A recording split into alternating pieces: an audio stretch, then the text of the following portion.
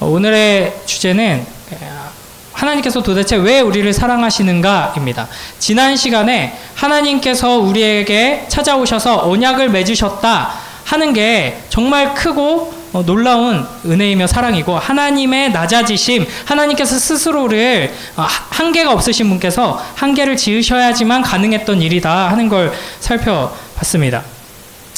그래서 이제 그게 왜 하나님께서 그렇게 하셨느냐 하는 거죠. 하나님께서는 왜 우리를 찾아오셔서 언약을 맺으셨느냐? 바로 우리를 사랑하시기 때문인데요. 그러면은 왜 사랑하느냐? 이게 오늘의 주제입니다. 이제 나중에 되면은 좀 더 강론에 들어가서 구체적으로 살펴보겠지만, 하나님과 인간이 처음 맺은 언약은 선악을 알게 하는 나무의 열매를 먹지 말아라 하는 거였습니다. 그리고 이걸 지키면은 죽지 아니하리라. 그러니까 이걸 지키면 영원히 살리라 하는 약속이었죠. 그러니까 이 언약의 내용을 신경 쓰지 않더라도 영원하신 하나님께서 우리와 무언가 계약을 맺으시고 거래를 하시고 소통을 하신다는 것 자체가 굉장히 큰 은혜인데요. 우리가 이걸 이제 생각할 때 엄청난 일이라고 잘 생각하지가 않아요. 그래서 이제 오히려 하나님의 큰 사랑을 축소하는 거지만 우리가 이해할 수 있는 수준에서 한번 설명을 해보겠습니다. 이분 누구시죠?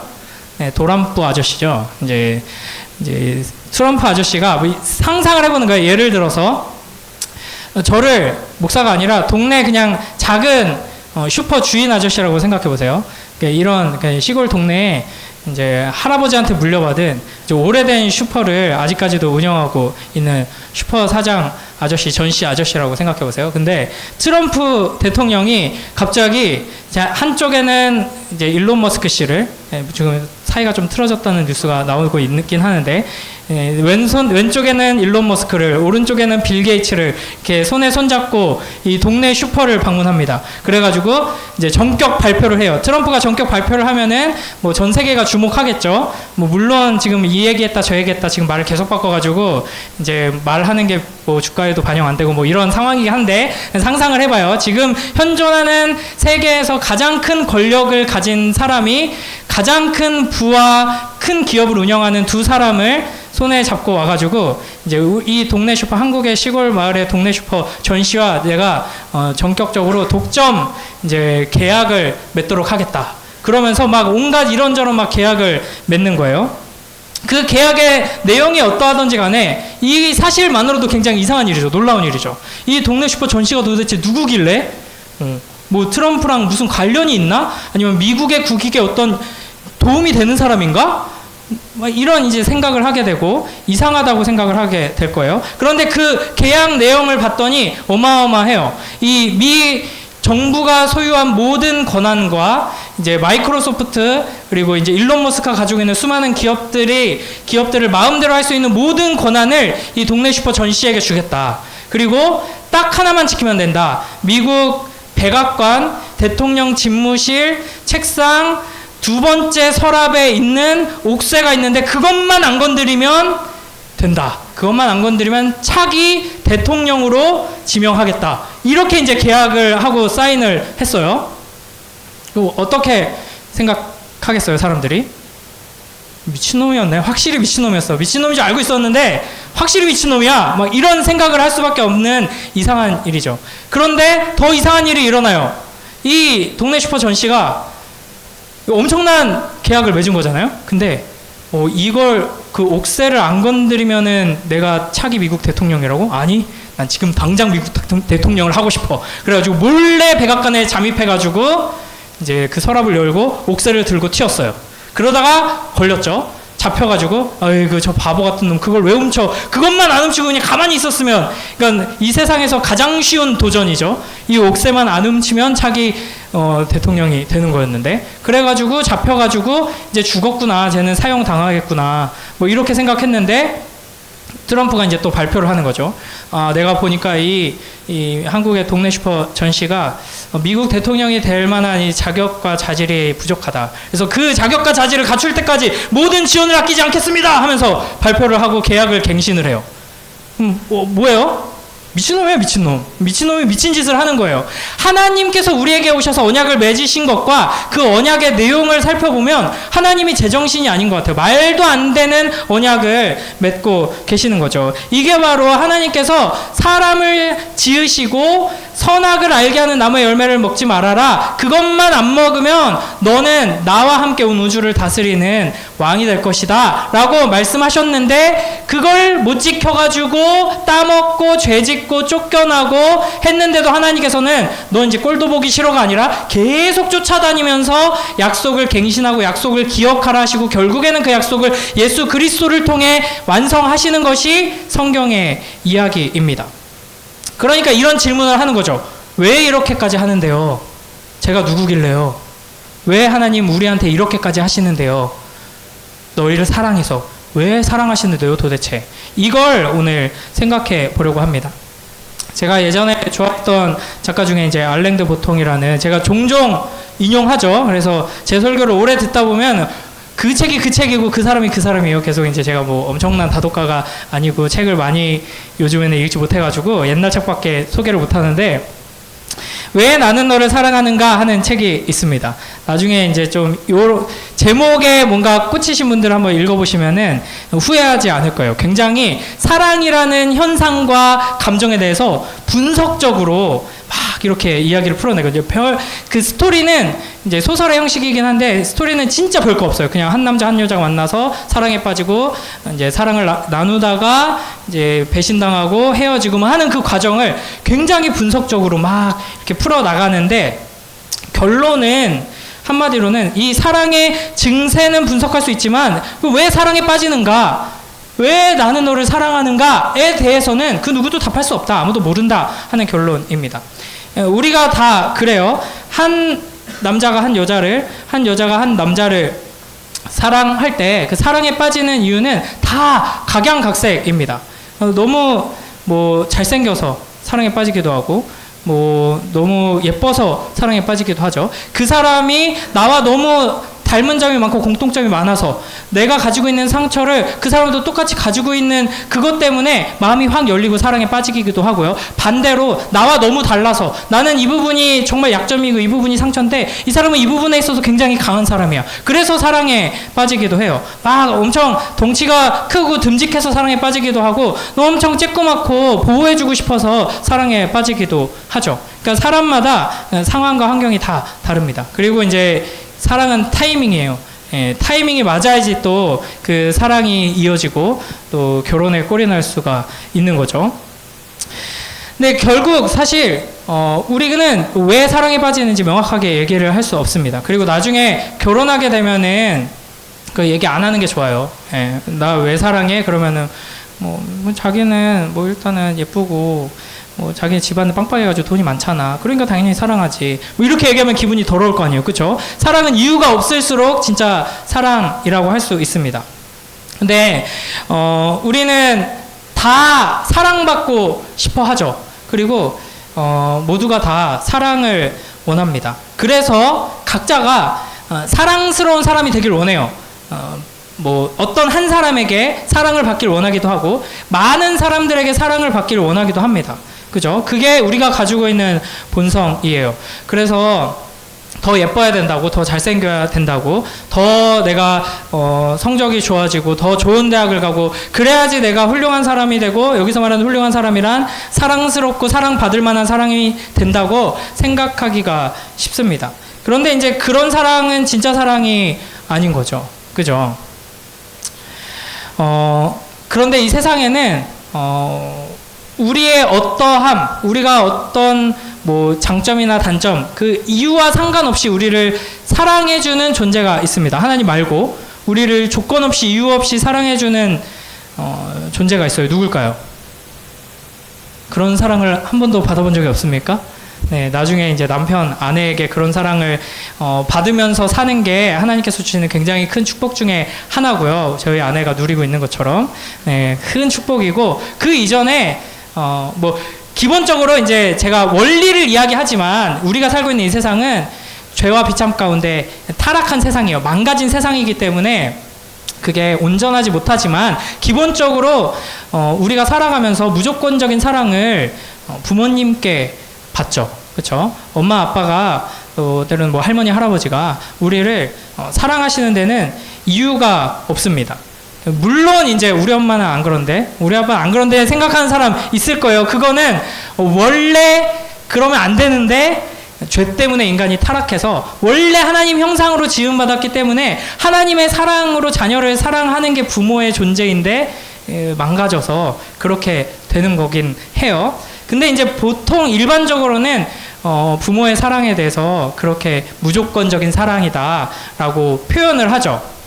그리고 이것저것 이제 검색을 해봤더니 이제 뭐 사랑의 강도를 과학자들이 뭐 뇌파로 측정을 하고 뭐 여러 가지 생체의 작용으로 막 이렇게 측정을 해서 등급을 매기고 했는데 압도적으로 자녀를 향한 부모의 사랑이 강도가 제일 크고 지속이 오래된다고 논문이 몇 편이 나오더라고요. 그리고 이제 아빠와 엄마의 사랑을 또 비교했을 때는 엄마의 사랑이 훨씬 더 크긴 하더라고요. 그것도 여러 가지 이론들이 있습니다. 특히 이제 엄마는 이제 10달 동안 그 아이를 품고 자기가 엄청난 고생과 희생을 하거든요. 그렇기 때문에 이 자기 뱃속에서 태어난 이 작은 아기가 엄청난 노력의 산물이기도 해요. 여러 가지 면에서 부모님의 사랑을 우리는 이제 무조건적인 사랑으로 이야기를 하죠. 그래서 이제 제가 기억나는 이야기 중에 되게 막 심장을 막 찔렀던 이야기가 있는데 한 남자가 있어요. 한 남자가 사랑에 빠졌어요. 한 여자를 너무나 사랑하게 돼서 이 여자를 너무 소유하고 싶고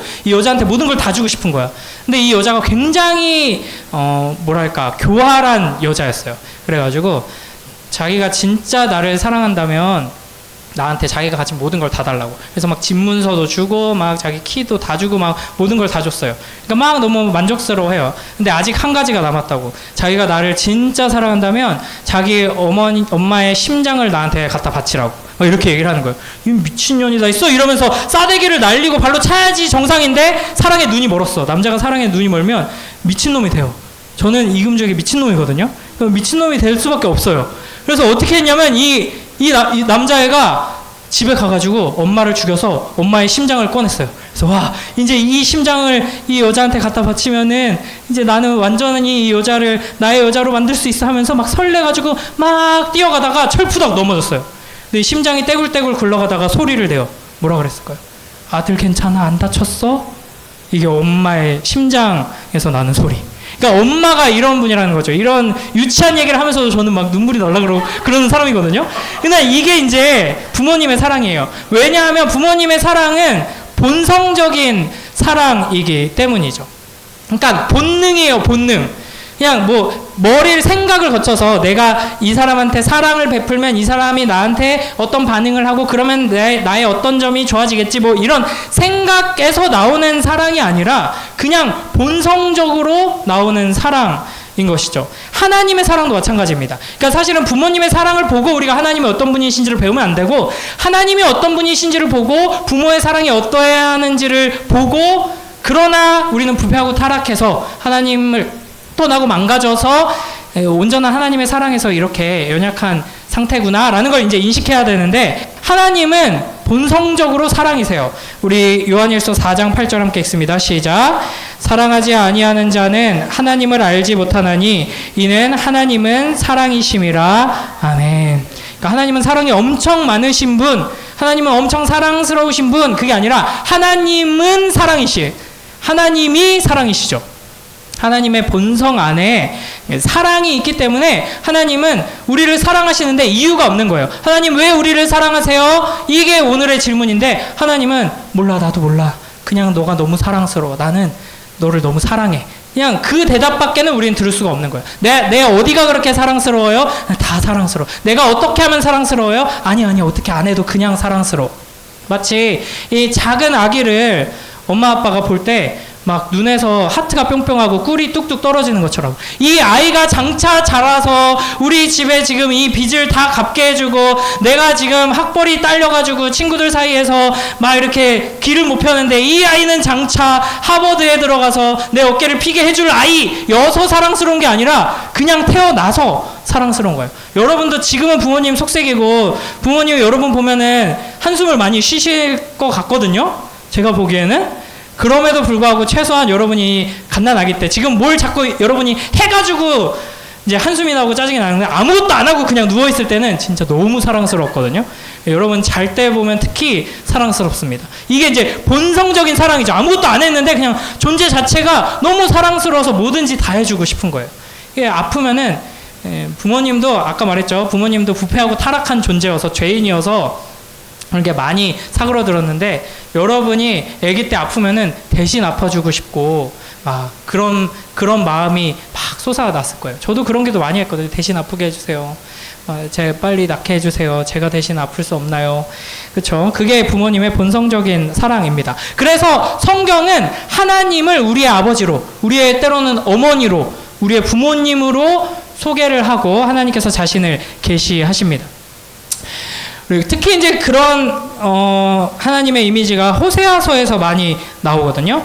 호세아라는 선지자는 하나님께 부름받아서 하나님의 사랑이, 이스라엘을 향한 하나님의 사랑이 어떠한지를 보여주도록 부름받았는데 그냥 단순히 말씀을 전하는 게 아니라 하나님께서 호세아한테 너 저기 가서 저 여자랑 결혼해. 그래서 살아. 애 낳고 살아. 그래서 그 삶을 통해서 호세아의 삶을 보면서 아, 하나님이 우리를 이렇게 사랑하시는구나 라고 보여주셨습니다.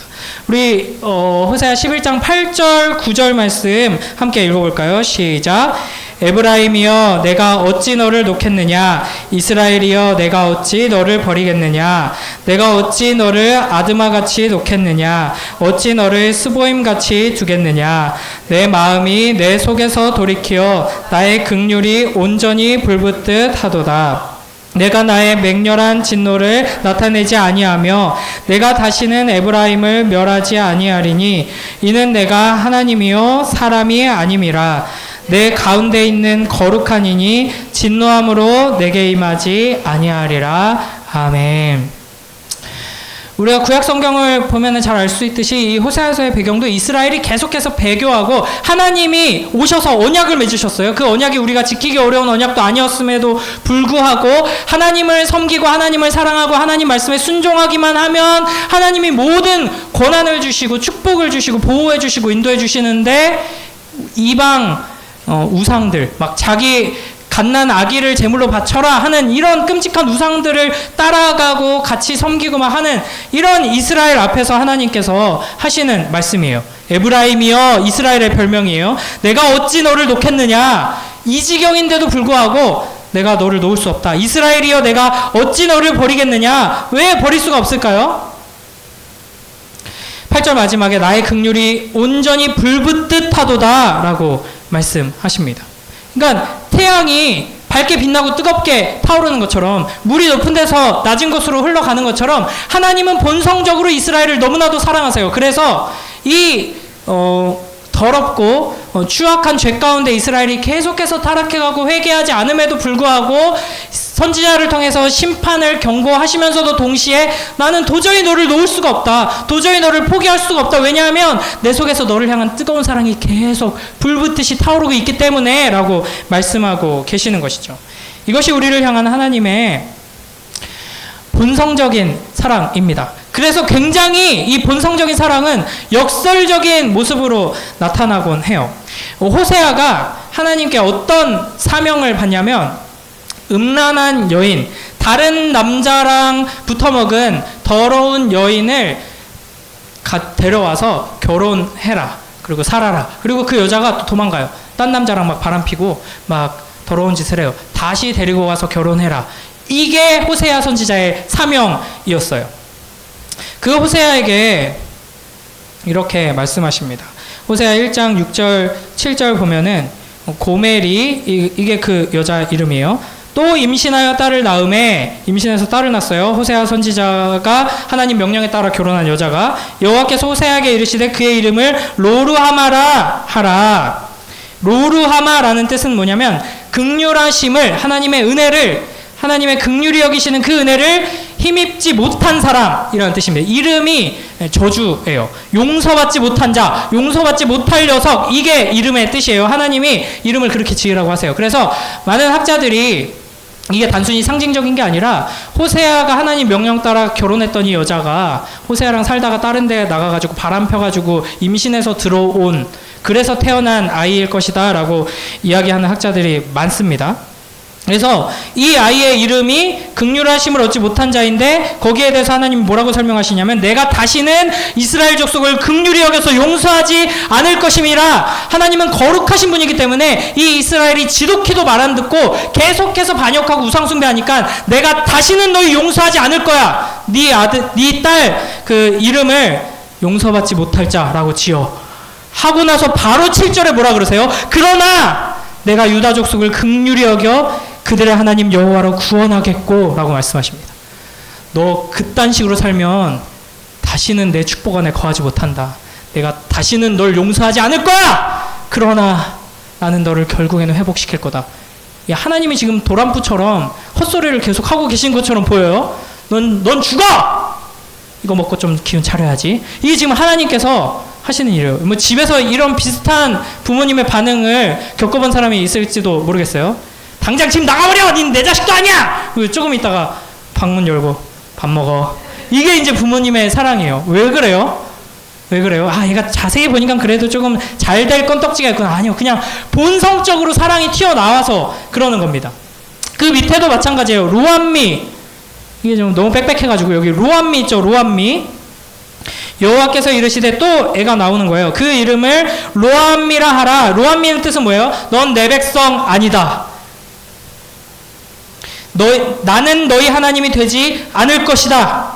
그래서 이름을 그렇게 지으라고 해요. 그러고 나서 10절에 뭐라 그래요? 그러나 이스라엘 자손수가 바닷가에 모래같이 되어서 헤아릴 수도 없고 셀 수 없을 것이다. 이게 정상반대는 반대되는 말씀을 하나님께서 하십니다. 왜냐하면 하나님의 안에는 우리를 향한 불타는 본성적인 사랑이 있기 때문에 우리가 아무리 자격이 없는 수준이 아니라 하나님을 거부하고 배반하고 하나님이 아니라 죄를 따라 살아가도 경고하시면서 동시에 그러나 나는 너를 사랑한다 라고 말씀하시면서 그러나 나는 끝까지 너를 향한 나의 약속을 이루어낼 것이다 라고 말씀하시는 겁니다. 그래서 로마서에서 사도 바울이 이 호세아의 글을 이렇게 해석합니다. 우리 로마서 9장 25, 26절 함께 읽습니다. 시작. 호세아의 글에도 이르기를 내가 내 백성이 아닌 자를 내 백성이라 사랑하지 아니한 자를 사랑한 자라 부르리라. 너희는 내 백성이 아니라 한 그곳에서 그들이 살아계신 하나님의 아들이라 일컬음을 받으리라 함과 같으니라. 아멘.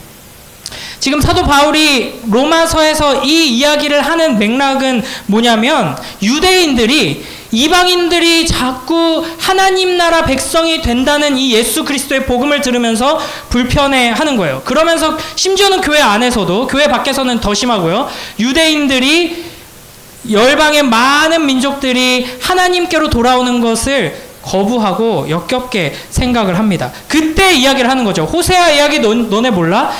이스라엘 백성들이 하나님께 사랑을 받아서 하나님의 자녀가 되고 하나님의 그 언약의 축복을 누리게 된 것이 우리가 사랑스러운 민족이어서였니? 아니, 우리는 너무나도 하나님 앞에서 역겨웠지. 하나님의 약속을 받지 못해서 하나님을 몰라서 더럽게 살아간 것보다 훨씬 더 우리는 사실 하나님이 오셔서 언약을 맺어주시고 말씀을 하셨음에도 불구하고 하나님을 배반하고 더럽게 살았잖아. 그런 우리를 하나님께서는 끝까지 사랑하시고 언약의 주인공이 되게 해주셨지 않느냐. 우리가 받은 게 뭐냐? 우리가 잘나서 받은 사랑이 아니라 내가 부모님 용돈 많이 드리고 내가 부모님 자랑스럽게 훌륭한 일 많이 해서 사랑받은 게 아니라 자격이 없고 조건을 갖추지 못했음에도 불구하고 아버지가 나의 아버지시니까 어머니가 나의 어머니시니까 하나님이 나의 하나님이시니까 무조건적인 사랑으로 베풀어 주신 그 사랑을 받았지 않느냐. 그러니까 우리도 그 사랑으로 이방인들을 맞이해야 한다 하는 겁니다. 그러니까 결론은 뭐예요? 하나님의 사랑은 그래서 사랑한다가 아니라 그럼에도 불구하고 사랑하는 본성적인 사랑이다 하는 겁니다. 원래는 요걸만 하려고 했는데 또 이게 기초인데 설교를 2번에 쪼개면 또 너무 길어질 것 같아서 주제가 하나 더 있거든요. 하나님의 사랑은 자 본성적인 사랑이에요. 그 다음에 창조적인 사랑입니다. 이거는 조금 더 스피드하게 가볼게요. 그 마틴 루터의 글 중에 이런 대목이 있습니다. 하나님의 사랑은 그 사랑의 대상을 찾지 않고 창조해내신다. 반면에 인간의 사랑은 그 사랑의 대상에 의해서 만들어진다. 자, 하나님은 우리를 사랑하시는데 사랑의 대상을 창조해 내시면서 사랑하신다 하는 거예요. 이렇게 사랑할 수 있는 존재는 온 우주에 하나님밖에 없습니다. 이게 어떤 의미냐면 성경 전체의 흐름을 엄청 빠르게 한번 가볼게요. 하나님께서 처음 사람을 지으실 때 하나님의 형상으로 지으셨습니다. 그러면서 선악을 알게 하는 나무의 열매를 먹지 말아라. 이거를 처음 언약에서 명령하시고 약속하셨던 것이죠. 근데 이것의 의미는 결국에는 뭐냐면 하나님의 모든 명령을 순종하라는 것으로 나중에 확장되는데 결국에는 사랑하라는 겁니다. 이거 제가 자주 이야기하는 거죠. 선악을 알게 하는 나무의 열매를 먹지 말아라 하는 것도 동산에서 하나님과 친밀하게 교제 나누는 그 사랑의 관계, 하나님을 하나님으로 여기면서 하나님의 자녀로서 사랑을 나누는 그 관계 안에서 머물러라 하는 명령이었고, 이후에 하나님께서 이스라엘 백성을 하나님의 백성으로 부르시면서 율법을 주세요. 그 율법의 수많은 조항들 결국에는 하나님께서 사랑하라는 명령이라고 예수님께서 정리해 주시죠. 그런데 문제는 뭐예요? 우리가 죄짓고 부패하고 타락해서 우리 마음이 이제 병들고 오염되고 이제 망가집니다. 이거를 구약 성경에서는 우리의 마음이 돌처럼 굳었다라고 이야기를 합니다. 그래서 하나님을 온전히 사랑하는 자만 구원받을 수 있어요. 그게 율법의 명령이에요. 율법을 온전히 지키는 자만 구원받을 수 있습니다. 근데 율법을 온전히 지키는 거는 바리새인들처럼 율법의 조항들을 300 몇 개로 딱 나눈 다음에 이거 하나도 어기지 말아야지, 이거 다 지켜야지 라고 한다고 되는 게 아니라, 그걸 할 수 없고, 그걸 한다고 해도 사실은 하나님께서 율법을 주신 의도는 나를 사랑해라 라는 거기 때문에 사랑하지 않고 지키는 율법은 아무 소용이 없는 거죠. 그런데 사랑할 수 있느냐라고 물어봤을 때 우리는 사랑할 수 없는 존재가 돼버렸습니다. 마음이 돌처럼 굳어버렸어요. 여러분, 길 가다가 저희 아들은 가끔씩 이렇게 공원 같은 데 갖고 오면 돌멩이를 막 이렇게 주워와요. 근데 예쁘고 탐스럽고 이런 돌도 아니고 그냥 진짜 그냥 돌. 때로는 막 콘크리트 부서진 거 막 이런 거 들고 와가지고 막 오늘 요거 주워왔다고 하면서 막 모아놓고 하긴 하거든요. 근데 아무리 탐스럽고 이쁘고 귀하기 힘든 돌이라고 해도 그걸 계속해서 매일 쓰다듬고, 그런 사람 혹시 있어요? 애완돌 막 한동안 막 팔고 이러더라고요. 막 모자 씌워주고, 막 기름칠 해주고, 매일 노래 불러주고, 시 읽어주고, 함께 예배드리자 하고 예배 자리에 몰래 데리고 나와가지고 막 옆에 앉아놓고 나도 돌처럼 같이 졸아야지 하고 막 이렇게 한다고 해서 이 돌이 점점 더 막 물렁물렁해지다가 막 심장처럼 쿵쿵쿵 뛰기 시작하고, 이런 일은 절대 일어나지 않죠. 그러니까 돌같이 굳은 우리의 존재는 가망이 없습니다. 그래서 뭐가 필요해요? 아무리 부모님 곱하기 막 100의 무조건적인 본성적인 사랑을 듬뿍 받아도 돌은 사랑으로 반응할 수 없습니다. 그러나 하나님께서는 그 일을 해내시는 겁니다. 왜냐하면 하나님의 사랑은 본성적인 사랑일 뿐 아니라 창조적인 사랑이기 때문이죠. 그래서 우리 에스겔 11장 19절 함께 읽어볼까요? 시작. 내가 그들에게 한 마음을 주고 그 속에 새 영을 주며 그 몸에서 돌 같은 마음을 제거하고 살처럼 부드러운 마음을 주어. 아멘. 이게 바로 예수 그리스도를 통해 성령 하나님께서 우리 안에 오셔서 행하시는 일입니다. 우리를 복주시기 위해, 우리를 사랑하시기 위해 하나님께서 우리 안에서 행하시는 일인데요. 하나님께서는 우리에게 너 이거 지금 필요하지? 이게 너 조금 부족하지? 너 이것 때문에 속상하지? 내가 이거 해결해 줄게, 도와줄게. 이렇게 우리에게 필요를 채우시고 도움을 주시는 분이 아니세요. 죽은 우리를 살리시는 분이십니다. 돌같이 굳은 우리를 새롭게 창조하시는 분이세요. 그래서 하나님께서는 우리의 영혼 안에서 성령을 통해서 무엇을 하시냐면, 태초에 천지를 창조하셨던, 빛이 있으라 말씀하셨던 그 창조의 능력으로 우리 안에 생명을 회복시키시는 것입니다. 그래서 우리는 새로운 피조물이 된 것이죠. 우리 고린도후서 5장 17절 함께 읽습니다. 시작. 그런즉 누구든지 그리스도 안에 있으면 새로운 피조물이라. 이전 것은 지나갔으니 보라 새 것이 되었도다. 아멘. 우리가 막 노력하고 하나님의 도움을 받아 우리가 뭔가 개선해서 사랑스러운 존재가 된 것이 아니라 하나님께서 창조의 능력으로 새 창조의 은혜를 우리에게 부어주셔서 우리는 사랑스러운 존재가 된 것입니다. 그래서 하나님의 사랑, 하나님 왜 우리에게 언약을 맺으세요? 너희를 사랑해서. 왜 사랑하시는데요? 몰라, 그냥 나는 본성적으로 너희를 사랑해. 그리고 창조의 능력으로 너희를 사랑한다 라고 말씀하십니다. 한 가지 이야기하면서 이제 오늘 말씀을 맺겠습니다. 이거 최근에 슬기로운 전공의 생활인가? 요거 이렇게 좀 인기가 있더라고요. 본 사람 있어요? 예원이는 봤잖아. 봤죠? 안 봤어? 슬기로운 조금만 봤어? 네. 다들 공부하느라고 많이 못 봤을 줄 알았어요. 그 전에 이제 슬기로운 의사생활 있었잖아요. 저도 막 아내랑 봤던 것 같은데, 그죠? 이거 쭉 봤었죠. 이거 어떻게 봤는지 잘 기억 안 나는데 아무튼 노트북으로 해가지고 이렇게 봤었거든요.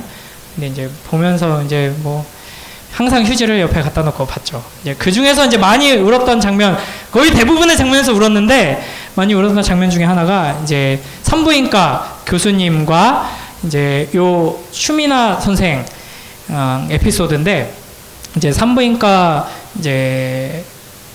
에서 문해아를 낳는 에피소드가 있습니다. 그러니까 문해아가 뭐냐면, 저도 이제 요걸 보고 알았는데, 예전에 이제 문해충이라고 막 이렇게 사람 놀리고 막 이런 게 있었거든요.